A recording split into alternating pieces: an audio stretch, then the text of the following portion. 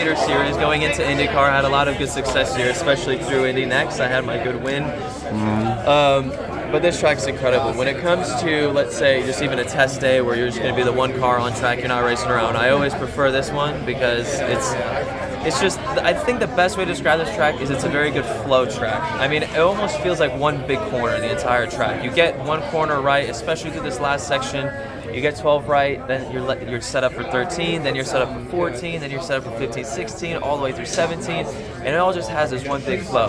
But if you mess up 12, then everything else is kind of going to be messed up. You're playing catch up, so again, it has its downsides. But it is one of the most incredible tracks, especially even outside of being on the racetrack, just the facility in itself. It's so beautiful. I mean, even what I'm looking at right now, got incredible scenery. I just want to like get a little paintbrush and start painting everything. It's just like, I mean, it's incredible here. The weather too, this is just perfect temperature. I'm not cold, I'm not sweating. It's just like, life is good. You know, Alabama, this track, Barber Motorsports Park, it's one of the highlights. Have you been to the museum here at Barber? I have, yes. The museum is incredible. When I first came in, I remember I didn't know what building it was, and then coming in, I was like, wow. You look up, and it has all the things. It's just, yeah, a lot of history there. It's very cool. Looking towards the track on Saturday, it's going to be pretty wet here tomorrow. It's not going to be perfect like it is today. Yes. So with that, do you feel like that'll play to your advantage for qualifying and keeping that track position on Sunday when it's dry and beautiful like it is today? You know, it's a good question. I think it's something that I've been thinking about looking at the weather. It's been a long time since I've driven in the rain. I do love rain racing, but last time I did it was, I mean, Indy GP back when it was the first rain with the aero screen, so it was a long time, and I think with everybody else it was Road America last year. So they're going to have a little bit of a jump. It's been a long time, so we're going to have to see for practice 2 tomorrow how quick of a jump we can make with the car and learn when it comes to qualifying. You know, there's data here from 2018 that we were already looking at, some rain racing. I was looking at trying to find some onboards and stuff to seeing, you know, what we can find leading up to tomorrow, but it's going to be extremely important. I mean, qualifying, it's always a big deal, and you know, with this track, the racing is very good. But once the tire deck sets in, people tend to form into a line. So qualifying and having that positioning, it's going to be big. So tomorrow is going to be the big make or break moment, I think, for a lot of people. How much do you think the red tire is going to defer from the blacks here versus what happened at Thermal last month? Yeah, I mean, Thermal's track surface, I think, is just very unique, and it was causing a lot of tire decking. I mean, we knew it going into it, and then when we actually did practice 1 and practice 2, we saw how rough it really was. I do think track deck's not going to be nearly as bad here. I mean, this track has a lot of grip.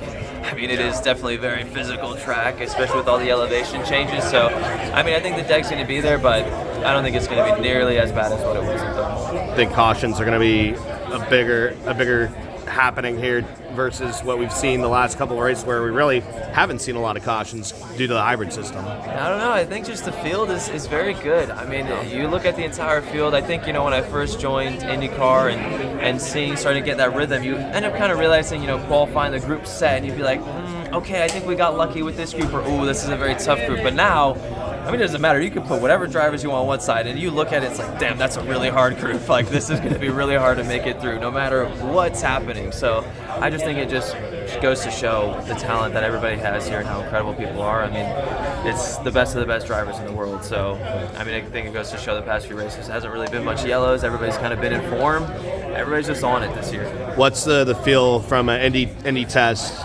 with AJ Foyt, your team? How has the speed looked for y'all at the open test? I think there's a lot of speed that we still have in the bag for sure. I mean, there's a few little bits and pieces that we were saving for the Speedway, and comparing to what everybody else, it seemed that they had on. It seemed like they had all their stuff already there. I think we're in a really good spots. I think we're very comfortable and very happy. So we'll see. Once month of May kicks off, and we have a lot of time to test, but I think it's going to be a good month for us. David, thank you. Thank you. The guys are treating me like family. It feels like that family-oriented team. Everybody's very close and treats me like I'm just a brother. Don't waste my time. Having that and just being very comfortable, it's a very good environment to start working on the setup, being comfortable and selling and having that confidence build up. It's not something that you feel uneasy coming in and feels a bit awkward. It's just a lot of comfort right off the bat. And I mean, you come in now and you're treating everybody like we're good old friends.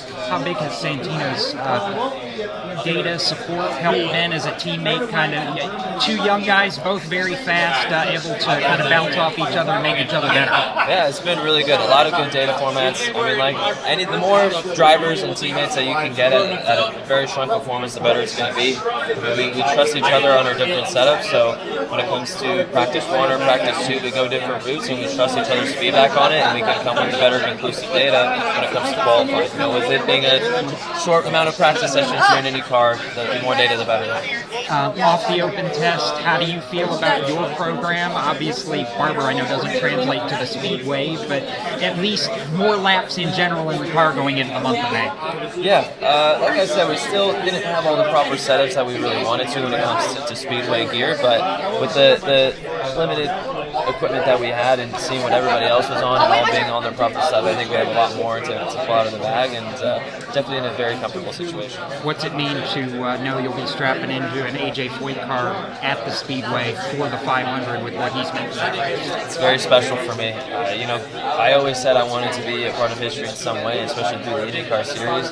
And what better way to do it than to see my name side by side with AJ Foyt Racing? I mean, he is, one of the biggest legends when it comes to the 500. So I'm very excited to have my name in the process. I know maybe not so much experience as a lot of the veterans, but do you feel like you've found your comfort zone, that you're closer to where you want to be competitively here in the IndyCar series? Oh yeah, 100%. I mean, I'm definitely very comfortable. I think there's still a few things that we want to work on when it comes to road courses, and obviously the Super Speedway, the 500. I feel like we still haven't had that breakout year for me, you know. But I think everything's lining up. We have a good engineering good group of guys when it comes to the mechanics, and very good car, very fast. So I think things are finally lining up for us now. How much does this kind of set the tone for me? Because obviously you want to run well here going into the next few weeks.